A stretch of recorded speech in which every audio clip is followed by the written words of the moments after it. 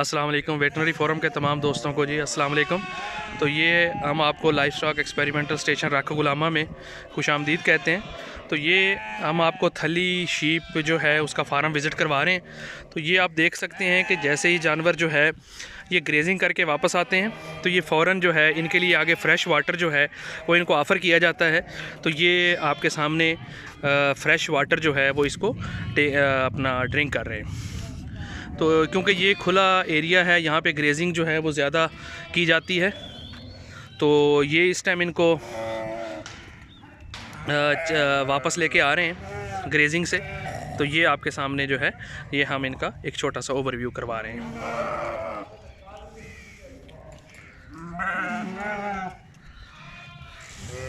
ये सारी जो है ये थली नस्ल प्योर ब्रीड है, थली नस्ल की। ये इनका फीडिंग पेन है, यहाँ पे ये फीडिंग करते हैं। इनको ग्रीन फूडर और अनमोल वंडा जो है वो इनको ऑफ़र किया जाता है। तो ये आप इनका अगर आप सफाई का इंतज़ाम देखें, वेरी एक्सीलेंट। जितना जानवर का जो है वो बेड जो है वो क्लीन होगा उतना जानवर जो है वो जर्म्स से जो है वो फ्री ऑफ जर्म्स होगा। तो ये आप इनका ओवरव्यू कर सकते हैं। बहुत शुक्रिया जी।